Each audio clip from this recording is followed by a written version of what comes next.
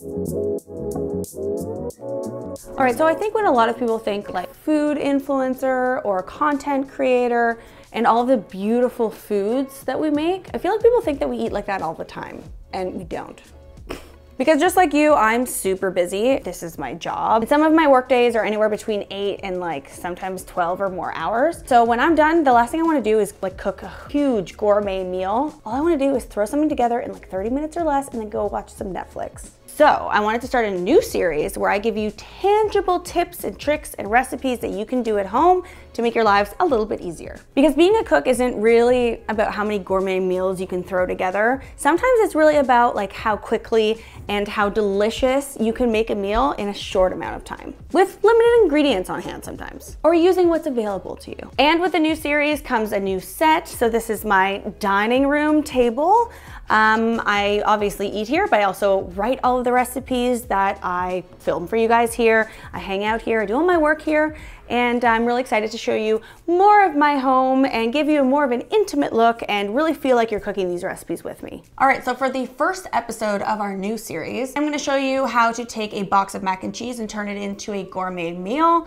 I want you to really take what you thought you knew about boxed mac and cheese and just think of it as a building block for a delicious, easy weeknight dinner. I mean, you can of course just like make it as instructed, but if you add things like proteins and veggies, it takes it from like a regular convenience food into a like delicious, nutritious weeknight meal. Plus, because you're adding more ingredients, it actually stretches out the serving size, so you actually get more food. All right, so our first dinner is a hearty, hip-hugging hamburger mac and cheese. It's kind of like a hamburger helper, but way better. So the great thing about these recipes is that it doesn't take any longer than if you were to make the mac and cheese as instructed on the box. It has a few more steps, but in terms of timing, it's about the same. So you wanna start by, of course, boiling your water. Now you want it to be super salty. It should taste like the ocean. A lot of people don't salt their water enough.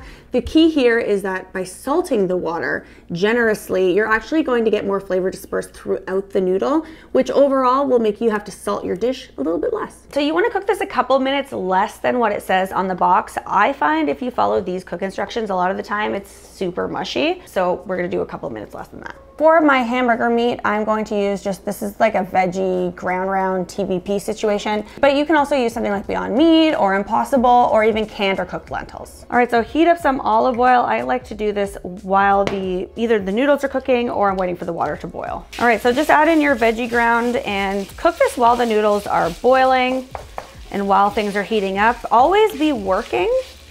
That's kind of the key here. There should be no like resting period. If you have time to like wait for something, then do something else in the recipe, or else you're going to be cooking for a long period of time. It's a great way to cook, like cut down on your cooking time, or you can clean, do some dishes, you know? Okay, so now for like because we're doing hamburger, right? We're gonna add like a ketchup-y flavor, and we're gonna get that by adding tomato paste. Chances are you already have this in your fridge or in your cupboard. So before you drain your pasta, always take out a little bit of cooking water. This helps with the sauce. Add a little bit of that just to help create a sauce. Then just move everything over to the side. Then add however much milk it says on the box. I'm just using soy milk, as well as your cheese packet. Stir that around to get a sauce, and then you can add everything together. Add your pasta back in, and again, some of that cooking liquid. Always save your cooking liquid when you're cooking pasta because you can use it in your sauces. The starch will help create a creamy, thick, luscious sauce. I'm adding in spinach because, well, greens. Add pasta water to help them wilt. Sprinkle in some parsley. Now you can serve this guy, put some chili flakes on top if you want, some extra parsley. All right, wow, look at that transformation. You'd never know that this came from a box of mac and cheese. Oh my God. Oh my God, this is so good. You'd never know that it came from a box. Like, look at that. All right, for this second dish, I want to showcase something more sophisticated. So get ready for the easiest lemon garlic pasta of your life. For this recipe, I'm going to be boosting the protein and fiber with shelled edamame and then also peas. I always have these in my freezer, so even on low grocery days, I know that I have them. All right, you want to salt the water Should taste like the ocean. Cook your noodles. Remember, you want it to be a little bit less than it says on the box. When there's about 2 minutes left on your timer, add in your frozen edamame and your frozen peas. You can use any herbs that you want. I'm just going to use basil and parsley. Then to a small bowl, you can add some garlic, lemon zest, some lemon juice, olive oil, and your herbs. For this, you can get yourself a stir-fry pan or a skillet, but why dirty another dish if you don't have to? So we're going to do everything back in the pot. All right, add your pasta and your peas back into your pot, your cheese packet from the box, and then however much milk it says on the box. I'm just using oat milk.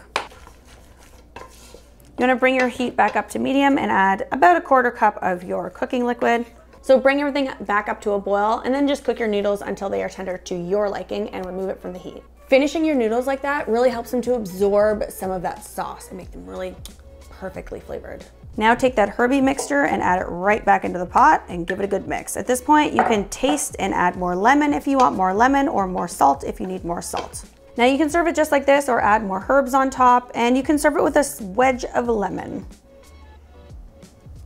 All right, so you have a fresh and vibrant pasta that is actually easy enough to make for a weeknight dinner.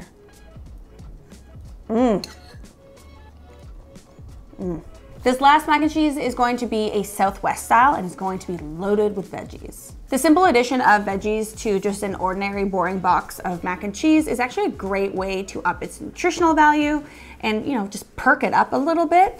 So whether you're making this dish that I'm going to make or just using whatever's in your fridge and throwing it into a box of mac and cheese, it's going to be delicious. So I know that statement seems super obvious, but even I need the reminder sometimes that adding vegetables to your meals is probably a good idea. For a typical Southwest style profile, I'm gonna load it up with some red peppers, some black beans, some frozen corn, and some green onions. And then to kind of give the flavor profile a little bit of depth, I'm gonna use some fajita mix or taco seasoning. Salt the water and cook the nudes. When there's about 1 minute left on your timer, add your corn. And don't forget to take out your cooking water. So to the same pot, you can add whatever plant milk you want, just as directed on the box. And then your cheese powder and some fajita mix or taco seasoning, and just give that a good mix.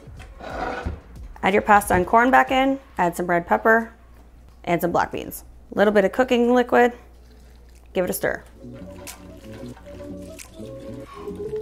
All right, look at that. And you like double the amount of servings that you have. That looks so good. And then serve it with some sliced green onion or salsa or cilantro. Oh my God. Guys, this is so good. Yeah. You would never know that this started off with just a boring old box of mac and cheese. Highly recommend. All right, guys, those are just 3 of my ways to turn a box of boring old mac and cheese into a gourmet dinner. Let me know what you guys think of this new series. If you love it, if you hate it, if you want to see something else, you can leave that all in the comment section down below. As always, thank you so much for watching, and don't forget to check out my other videos for amazing cooking inspiration. Bye.